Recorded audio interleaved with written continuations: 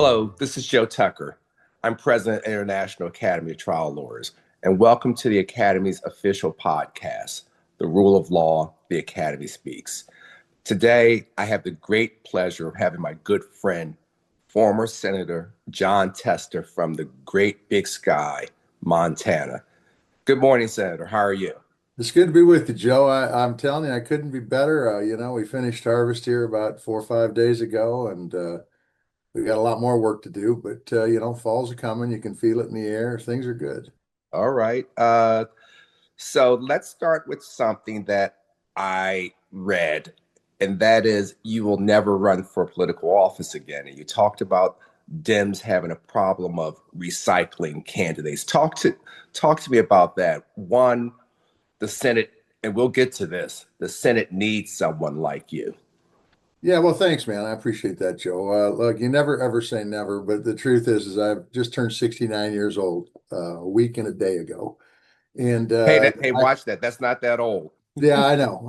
That's what everybody tells me that's older than me, and everybody that's younger than me go, Jesus, you're old. But at any rate, uh, I uh, I just think that it's a mistake. Both parties do it, by the way. I mean, take a look at the last election. Initially, we had two 80-year-olds running for the presidency. You run that back to 1960 when Nixon was running against Kennedy. You had two people basically were 40-year-olds that were running. It is time for my generation. We've screwed things up enough, quite frankly. It's time for my generation to step aside and let the younger generation move forward and do it. And we've got some incredible minds coming up. I taught a class at the University of Chicago with some incredible students at their Institute of Politics that would just, if you were in the classroom with them, it'd make you feel good because these kids understand the world, they understand the United States, they understand most importantly democracy and the rule of law, and they need to be in a position elected politics. And if there's those kids at the University of Chicago, there's those kids at the University of Montana and Montana State and Montana State Northern and all the small schools around the country too. So, look, I just think that. I spent 25 years between the state Senate and the United States Senate. I'm very, very proud of my record. We worked hard to make this country a better place and worked hard to make it better for our kids and our grandkids.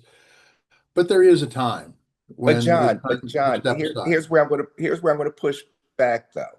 There's so much knowledge that you have that to and I do not disagree with you that we need a new generation. The idea that two 80-year-olds are running against each other for president, I found to be ridiculous. But there is a place in the Senate and Congress for people with knowledge and institutional knowledge like you. There is, I agree with that.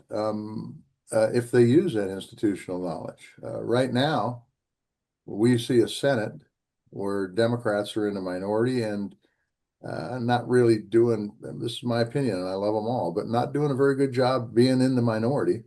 And we've got Republicans in the majority. They're doing nothing more than rubber stamping everything the executive branch does. And so you're right. You're right. If you have the skill set and the knowledge and the institutional memory, you can add value, but you got to be willing to speak up and do it. And right now, truthfully, right now, the Yeah.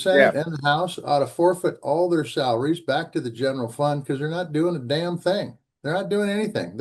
Article 1 of the Constitution talks about Congress and talks about their role in our democracy. And those folks need to go back and read the Constitution. Instead of looking for loopholes in the Constitution, read the damn thing as the forefathers had written it, and they'll move forward. But look, you never say never about elected public office, but I will tell you something. I feel bad for the people that I represented, and I get calls and emails from people all the time that aren't getting veteran benefits or they're having trouble with visas or whatever. I can't do anything about it because I'm not in a position to do anything about it. But the bottom line is that you need somebody in the United States Senate that's willing to look out for their constituents, willing to hold public meetings, willing to listen to them, and not just be a rubber stamp for an administration that, quite frankly, I don't think understands democracy at all or the Well, rule of we're, law. we're going to get to the democracy issue. Let's talk about you talked about veteran benefits and Yep. things like that. It seems as though, from my perspective, and mind you, I'm here on the East Coast and in very blue area. It seems as though a lot of people in the ruby red portion of the states, and I'm going to get to your book grounded too, vote against their own interests. Help me understand that. And you can loop in your book that, and I suggested everyone read your book grounded too, and it's how we, not we, because I'm not one, but how the Dems have lost rural America. Well, I mean, look, if I had the answer to that in a succinct point, I'd be a millionaire. But the point is this, there's several rules of politics that have been around since the beginning, and one of them is you got to show up and you got to ask people for their vote. And I think Democrats have gotten into a habit of going where they're welcome and not going where they're not welcome. And I think especially in this day where you've got all these news outlets that aren't necessarily telling the truth, you got to go out there and you got to tell people what you're about. I just had a conversation yesterday with a bunch of Democratic legislators in Montana, and I said, for years and years, uh, I've been hearing from consultants in Montana that you just do certain doors.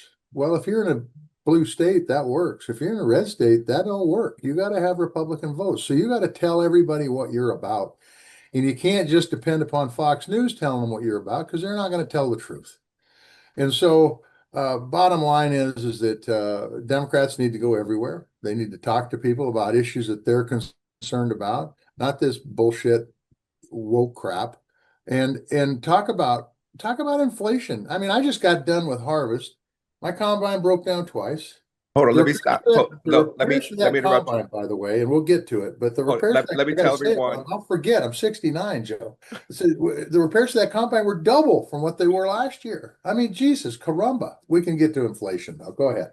No, I want to stick with that because I want to talk about inflation and what you do. And for those people who don't know, and I've known you for a while, Senator, you are a real farmer. This isn't Yeah, something where you're putting a hat on and you often show us your hand and where you lost your hand finger.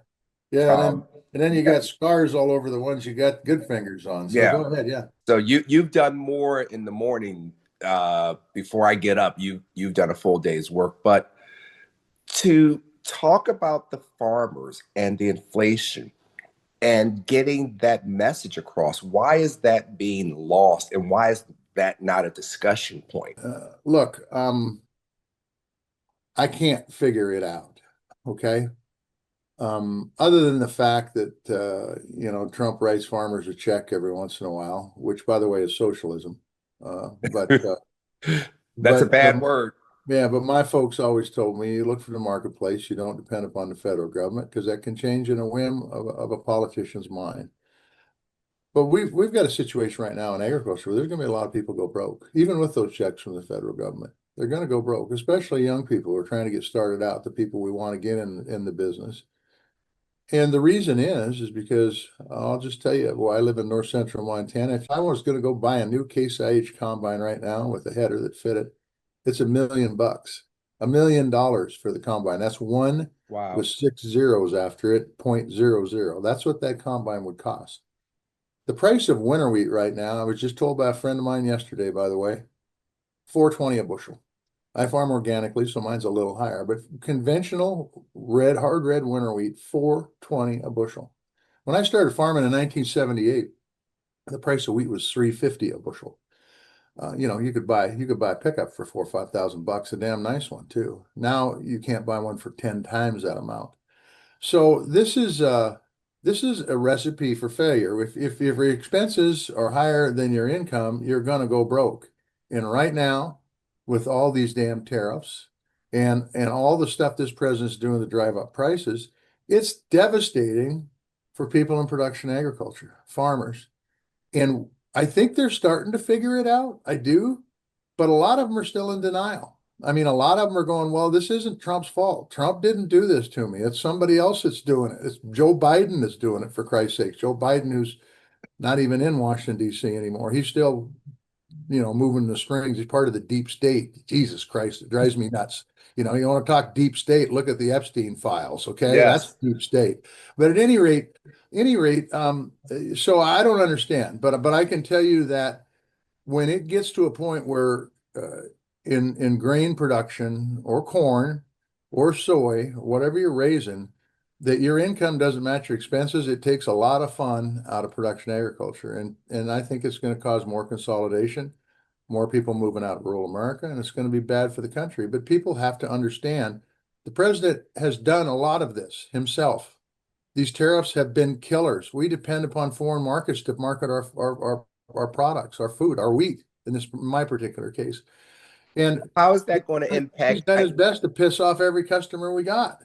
How is that going to impact? Because he talks about America first. How is that going to impact on the shelves in Kansas City and in Bozeman and Chicago and in other places when people are going to the supermarket and they're buying, whether it's cereal, whether it's bread, or those things that you are producing there in Montana?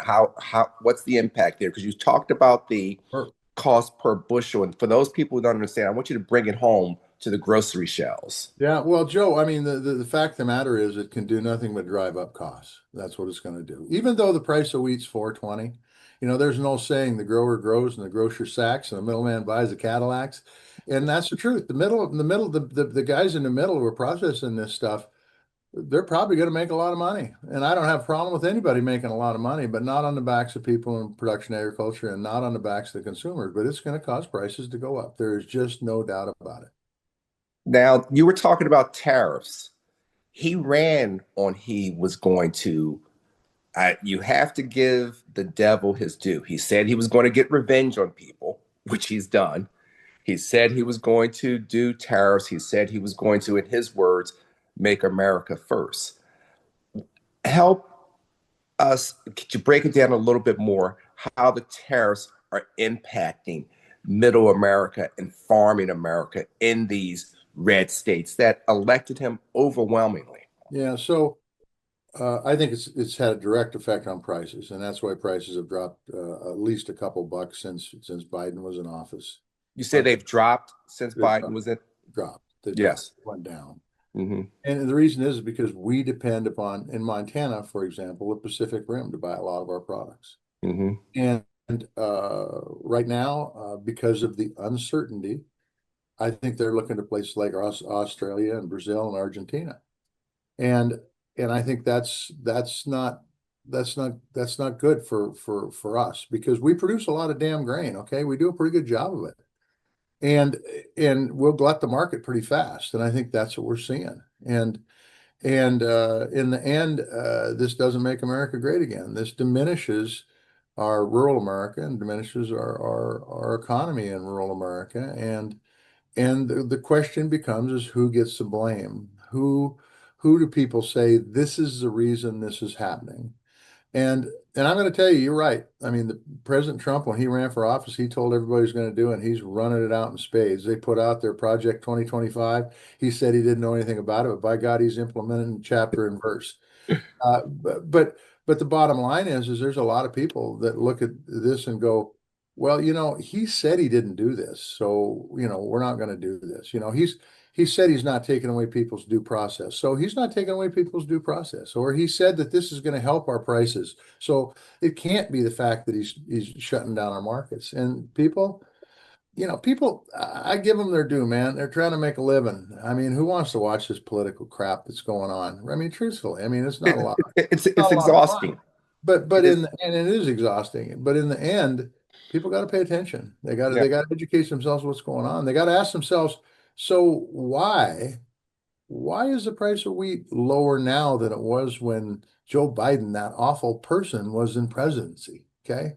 Yeah. And I'm going to tell you, it all has to do with markets. And this, by the way, has a direct effect on consumers, as you already pointed out. So it's not just a rural issue; it's an urban issue too.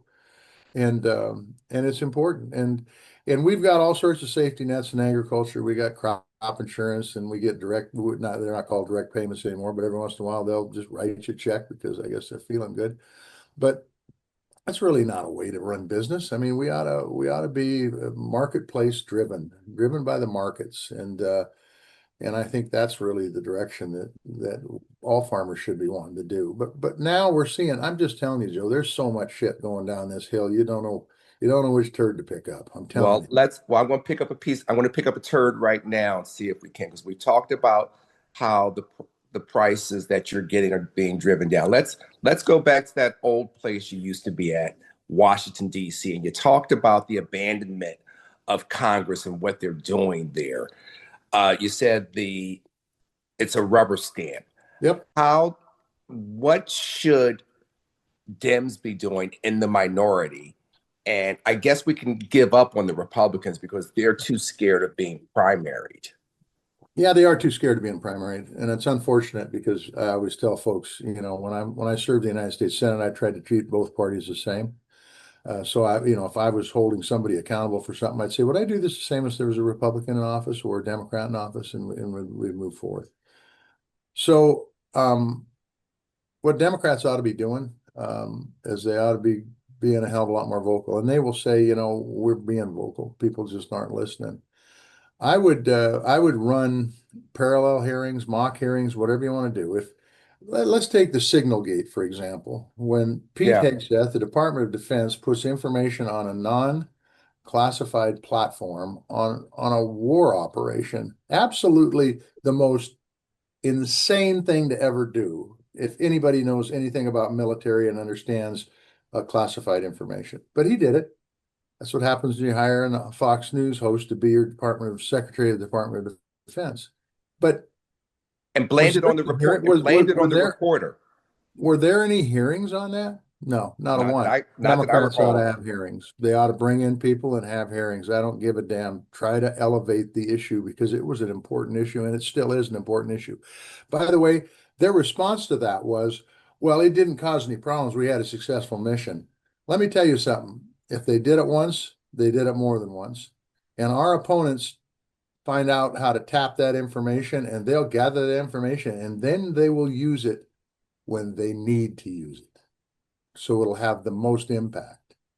And That's a scary thought. That's a scary thought, John, and I had not appreciated that. That's a yeah, no, scary thought. it's an honest to God fact. I mean, it's the truth. And to have, Marco Rubio was on that call. Marco Rubio sat on the Armed Services Committee. He knows better than that. And like I said, this kind of stuff goes on all the time, by the way. That's just one example. I can give you, we could probably do a show for 24 hours straight and talk about the examples that go on. Epstein's another one. I mean, you had 4 shows on Epstein. Epstein's a hot topic. President wants to shine away from it. He's probably going to pardon Gazelle or whatever her name was. I have no idea. I think Fox News would abandon him if he did that, at least for a day, and then they would come back. For a few minutes. And Yeah. but the truth is that have some hearings, bring some people in, get some information. That's Congress's role. It is. Their role is to be a co-equal. Listen to what I just said, a co-equal branch of government. Right now, the judiciary and the legislative branches are not even close to being co-equal. They're Well, not. we're going to get to the judiciary also, but if I remember nothing else, I remember the Republicans, and it made my head just explode. Benghazi, Benghazi, Benghazi, Benghazi, Yep. Benghazi, holding Yep. hearings. Each of these various things, whether it's from Dodge, the power of Elon Musk to gut the government, what it's doing to the National Park Services, and what it's doing to other people. All these different things each day, whether it's the CDC or whether it's FEMA. I'm concerned. I need you to talk about it because you've been there before, because we've talked about Congress abandoning with what's going on at the CDC. Gentlemen shooting out, not gentlemen, the terrorists shooting the windows of the CDC, the mass walkout the CDC, FEMA on the 20th anniversary of Hurricane Katrina. I am concerned, and I think all Americans need to be concerned about this alleged dark state and what federal workers really do. So you've been there, you know what Congress isn't doing. What is going to happen to our country? Well, I mean, look, it's far from making America great again. I will tell you that. And anybody who's involved in a natural disaster, and every state has been in some regard, damn near every year, by the way, knows that properly run FEMA is pretty damn important for support and getting those economies back on their feet. But that's not what this president thinks. And He expects the states to do it. I got news for you. I serve in the state legislature too. The states don't have the wherewithal to do this. And so it's a little bit ridiculous. On the CDC front, the fact that they pull all the mNRA research is absolutely probably one of the most dangerous things that I've ever seen in the healthcare business. And I'm a farmer, I'm not a doctor. Okay. We're going to have, I've got a North Kennedy, a doctor. Yeah. Yeah. No, exactly. Kennedy doesn't know jack shit about nothing, but that's okay. He's got a good name. So that's why I guess they put him in there. But we're going to have a podcast with one of the folks who does research later today from the University of Minnesota. By the way, I'll plug my podcast. It's called Grounded. Why don't you tell us about your podcast now? With Because Marisa I'm a listener. Jojo and Jon Tester. It's called Grounded. And we're gonna be punch this out. And if you guys want to hear what this dude has to say, it's fine. It'd be good. But because I don't know what he's going to say, but my guess is he's going to say this is a very dangerous time because we do the best research in the world, or maybe I should put that in past tense. We did the best research in the world. And these guys are undermining it every step of the way. And in healthcare, they're undermining it, and they're undermining it in everything else too. Don't kid yourself. If they're doing it in one area, they're doing it in all areas. And this research is not going to stick around this country, man. Researchers research. They're going to go where they can find. They'll go to China. So that's where they're going to go. And they'll do their research over there. And then China will be able to profit economically and from a healthcare standpoint from the healthcare research they do. Why? Because we got a bunch of folks that think that vaccines don't work, that think that vaccines cause autism. Look, stick with the science. That's what we've done for the last 100 years or better. And it's worked out pretty well for us. Is healthcare perfect? Hell no. That's why they call it practicing medicine. Every once in a while, somebody's going to screw up, and sometimes they screw up bad. But for the most part, my wife just got done with breast cancer here a few years ago. Thank God we had modern medicine. Thank God we had prescriptions. Thank God we had the tools we need to fight that. But these guys want to do away with that. And the thing that's amazing is you remember in the first term when Trump got COVID? Yes. What saved his life? What saved his life was prescriptions. And now they're going, oh, well, that isn't what happened. He would have been fine. No, man, these guys, there's a population out there in the United States that, quite frankly, from my perspective, and like I say, I'm a consumer, I'm not a doctor, doesn't understand the real danger in doing the things they're doing to the CDC right now. And it is dangerous. I've said before, it's almost as if we are trying to become an anti-intellectual science society. Yeah. We're trying to be stupid, and we're doing a pretty good job of it. Maybe that's a new message. Massa, make America stupid again, Trump. Yeah. It is concerning though, this isolationist and this old way of thinking. I think of things like USAID. Yeah. I think of I recently, well, I visited a couple of times to Eastern Africa, and I see how China has such a strong foothold in Eastern Africa and how we've abandoned those countries. China's helping to build an infrastructure there, whether it's in Kenya or Tanzania or other places, and we are becoming isolationists. How does that concern you, America, on the international front? And you can even talk about the EU and what we've done with NATO. Yep. Our strength as a nation comes from our allies, period. Our strength as a nation, military strength, economic strength, comes from our allies. China is running all over the continent of Africa. They're also running all over the continent of South America. USAID was a way to let countries know that the United States was there to help. They pulled the rug out from underneath that. Those countries are going to flow to China. And China is going to become much more powerful because of those countries being their allies. As far as NATO goes, unbelievable. Unbelievable that J.D. Vance, the Vice President of the United States, right out of the chute would go to the G7 and talk about how speaking of dumbasses. Yeah, exactly. Talking about a guy that's really smart, that's really stupid. Yeah.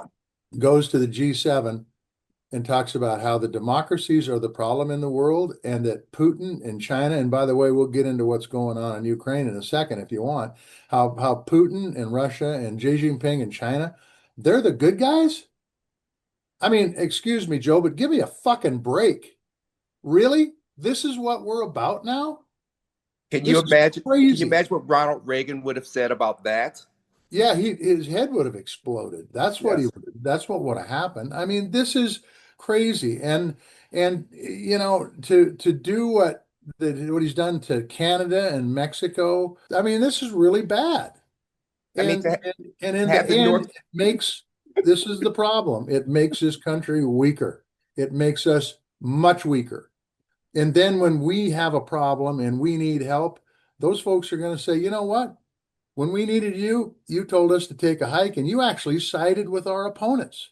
And now you need help. This is a very, very serious problem in this country right now.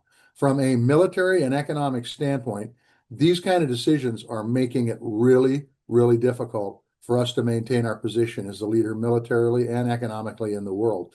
But that's not important to these guys. It's all about their wallet. It's not about yours. Well, Trump would have you to believe, and his minions would have you to believe, and let's bring this back to Ukraine and Russia, that Europe hasn't done its fair share economically and militarily in defending itself. And they just shouldn't be looking to America to pay for their defense. So Europe needs to step up with the defense of Ukraine.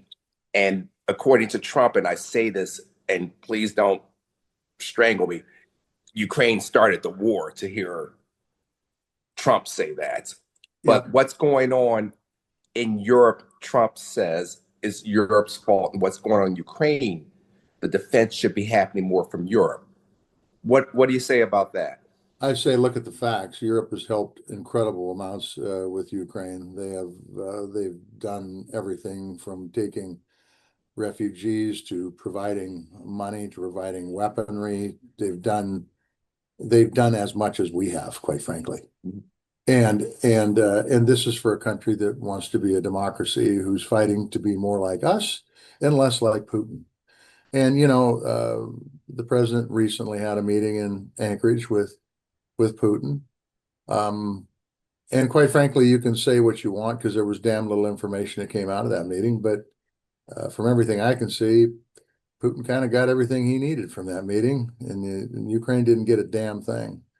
And then he has the European leaders with Zelensky, the head of Ukraine, at the White House, and he's getting his talking points from Putin to negotiate with the European leaders and with Zelensky. What have we become as Well, a nation? he's a useful idiot.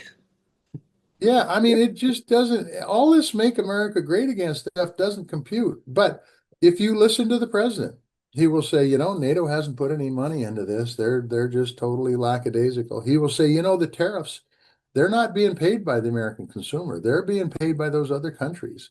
And you can just go down the line. You can just go down the line after line after line. And then when information comes out from the Bureau of Labor and Statistics that says, well, maybe the job growth isn't so good. What's his response? He fires that person.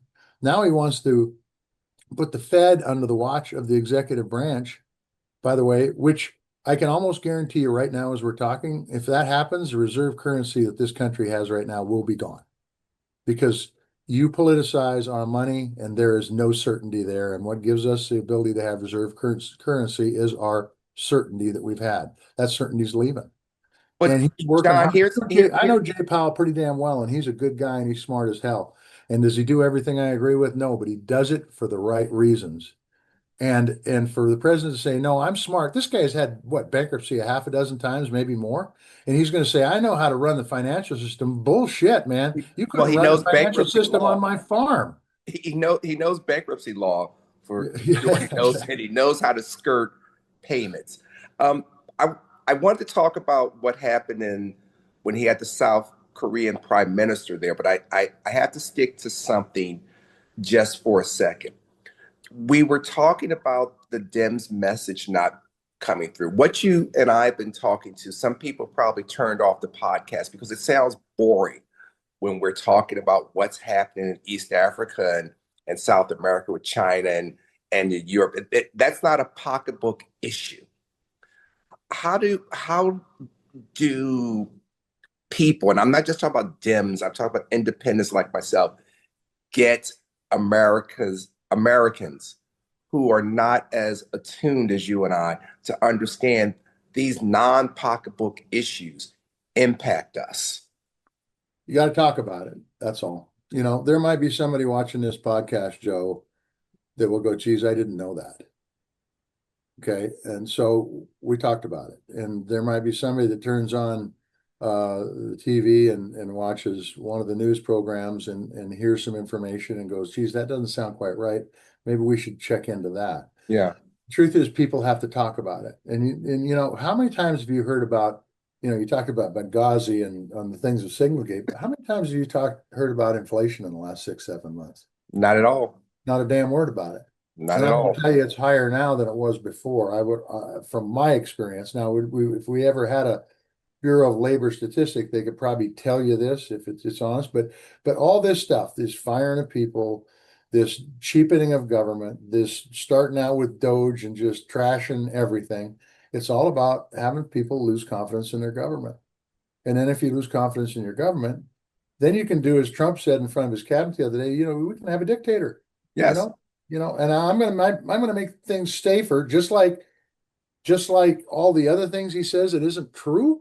Don't give me that. You're not making this country safer. You might be making it safer in your own mind, but it's not being made safer. Having troops running around Washington, D.C., in front of the Lincoln Memorial, really? That's where the crime is? Put them in Anacostia, okay? Yeah. With Then you might find somebody who's doing a drug deal, okay? Nothing against Anacostia. We love that area. But the truth is that you got them all out there for show, okay? And that's the problem. Government is more than just a show. It's more than a TV show. It's more than you're fired. It's about making sure things work and everything's interconnected. And when you start screwing with one thing, you're screwing with a lot of other things, just like USAID. You might not think it's a big deal. It's not about, buying tanks or F-35s, but USAID was an incredible way to insert soft power to get people to come on our side so that China wouldn't build a military base on the west coast of Africa. Okay. yes. Now Yes. all that kind of stuff could be gone. And I and John, I once you have to lose it, stop. you never get it back. Go ahead. I have to stop for a second. Folks, y'all gotta listen. If you're liking what John is saying now, and I'm loving it, you gotta listen to his podcast because it's fiery like this. A a talking real is what this former senator does, and it's a voice that, and I'm going to still disagree with you, John, that I'm concerned that we've lost this independent voice in the Senate. No different than Senator McCain, who I didn't agree with everything the senator did, but he was an independent voice. I used to like Leslie, I'm losing his name now, Lindsey Graham. He's now gone to the far side, or I don't know what his problem is nowadays. He's become a rubber stamp also, and I thought he was a person of principle. So I want to go way back and say two things. One, y'all folks got to listen to John's podcast. Two, I think a voice like yours needs to be heard throughout America and in the Senate.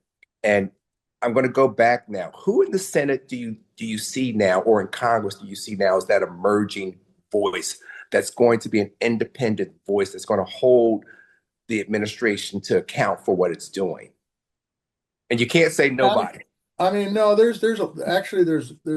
would be more inclined to say everybody than I would say nobody, because I think it's a job that everybody has to do. Yeah. I think you take a look at the people who or have a gift for speaking, and I can tell you, I think one of them is Booker. Now, Booker's further to the left than I am, Mm-hmm. but Booker for the most part, his politics ain't too bad. Yeah. Truthfully, he's a pretty decent guy, and he has the ability to hold people accountable. Chris Murphy, he's kind of backed off recently, but early on, he was doing a hell of a job of holding Yeah. people accountable. Senator out of Connecticut. He does a good job. But there are others out there that need to elevate their voices. You know, Amy Klobuchar is very talented. She needs to elevate it. Tina Smith, the other senator from Minnesota, incredibly good. The list is, let me put it this way, the list is very, very long. You've got, look, you got Alex Padilla, the guy who ICE tackled and threw Yes. him on the ground because the secretary of the DHS didn't know he was a U.S. senator from California and been in the Senate for, 4, 5, 6 years. I don't know how long Alex has been here, but long enough, I'll tell you that. Alex has got an incredible voice for all this stuff. The Patty Murray. I mean, look, go down the list. Yes. I'm a Maria big fan. I'm Cantwell. a I mean, big fan of Patty all these Murray. people are good and they're smart and they need to elevate them. And if I was Chuck Schumer, which I'm not, and thank God I'm not, what I would tell my staff is all right, Tammy Duckworth, you're former military. Senator Kelly, you're former military. Go after these guys on their military issues. Get on the nightly shows and talk about why this isn't going to work for us long term from a national defense standpoint. If I was talking to somebody about issues with healthcare, I'd get a hold of somebody like Patty Murray. And I say, Patty, and there's others by the way, but Patty, go after these guys. Talk about how this, and you be the point person, and you do it, and you organize these people, and I would let them do that, and empower the caucus to do it, and I think that's what's really important because right now, like it or not, I'm just not hearing a lot from Democrats from the Senate, and Well, I'm course, about I to don't know argue. enough about to listen to. So that's where I'm kind of at. Well, you don't need to comment on this one way or the other, but talk about people who have been there too long. I think it's time for Chuck Schumer to step back and to give and to let some of these voices, any number of them, including, I'm a big fan of Patty Murray, and hopefully I can get her on the podcast to give some of these young voices who will do something like holding hearings and a different voice. Yep, yep, yep. Well, let me tell you, there's some really, really, really good young people in the United States. Brian Schatz, who took my good friend Danny Anyway's place. Brian Yes. Schatz from Hawaii. You don't hear much about Brian because Brian's Yes. Hawaiian. He's kind of low key, but that dude is smart as hell. Yeah. You put him out there. You let him talk about different things that are coming down the pipe. And there's a lot of other really, really good young people out there that we need to first of all, you need to be grooming them for leadership. And second of all, you need to give them the microphone and say, go make a mistake. Have at it. That's what I would love to see Chuck Schumer give the microphone to someone else. I really would. Let's change, and I'm not going to keep you too much longer. What are your thoughts on what's happening in the Supreme Court? What's going on there? Well, I think it's a good news, bad news story. Every once in a while they do something, you say, God damn it, they got some backbone. And then most of the time though, it's pretty much either remanding it back to a lower court or just not doing anything.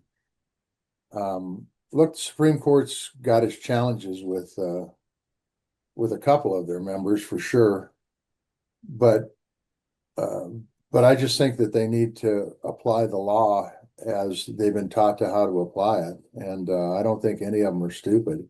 I think there's a couple ideologues on there that worry the shit out of me. Uh, Hmm. but the truth is that they need to do their job. You lose the courts, it's over with. I mean, some people will tell you right now, if you talk to them, that our democracy's done right now.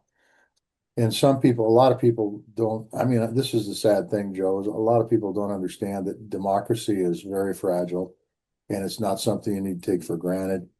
And I think people on the court need to know that too. And people in Congress need to know that too, that if they don't do their job, we will lose the democracy. John, And and by the John, way, what go that ahead. means is that everything that you've worked for and I've worked for and everybody around us has worked for to make this world a better place for our kids and grandkids is gone. That's very sobering. I need to let that resonate or marinate for a moment. John, I'm going to end this, but I want to end it with a big question. What gives you hope that we will see a better time for our democracy? So I think people people are starting to realize they're not doing it as quick as I'd hoped, but they're starting to realize what's going on here doesn't pass the smell test. And I think that that's a good sign. What I've told people over and over again is you need to put pressure on your elected officials. Now, they don't do any town hall meetings, which is a problem, and they don't have offices that are open except by appointment only in some cases, and that's a problem. But the truth is, you still need to make sure those voices are being heard. And I think people are starting to get starting to understand it. And this tariff thing is starting to hit. It's starting to hit, and it's going to hit more and more as time goes on, as we go into fall. And it's not going to be pretty. And if people understand that the reason for this is some really bad decisions being made by people in the executive branch, then maybe, just maybe, they'll say we need a change. Right now, the Republican Party, and I should say the Republican Party is Trump, runs the House, the Senate, and the executive branch, and to a certain extent, the judiciary. And so if you got problems out there, don't be blaming Joe Biden. Joe Biden's long gone, okay? Blame the people who are in power. And if you see the price of wheat drop from 6.5 to 4.20 a bushel in the last 6, 7 months, that is solely because of the people who are in power. If you're seeing prices go up, that's because the people that are in power. If you're seeing your cost of living go up, that's because the people that are in power. And they have ability to affect that if with good policy, with smart policy. But you don't do it by on one hand saying we're going to funnel a bunch of money to production agriculture, and on the other hand, we're going to dismantle government. This Got it. is this just doesn't work. And then go back and reestablish our position as the leader of the world economically and militarily, because we haven't. But my hope is in the people. This democracy has been around for 250 years almost. And I think that people, even though it frustrates the hell out of me because I don't think they're paying attention, I think they're starting to pay attention. And I think they're going, we made all these promises, but I don't see them coming true. And when that happens and it starts to flip, it'll flip pretty fast. John, I want to thank you for sitting with me. I know it's harvest time, and I'm going to tell folks again, I'm going to give a plug. You gotta check out John's podcast, Grounded. It is serious, it is real. He is talking not just to middle America, not just to farmers, he's talking to all of us. My name is Joe Tucker. I'm president of the International Academy of Trial Lawyers. And thank you for listening to The Rule of Law, The Academy Speaks. John, get back out there and get on working, okay? Thank you, man. It's been a pleasure, Joe. Thank you. All right, take care.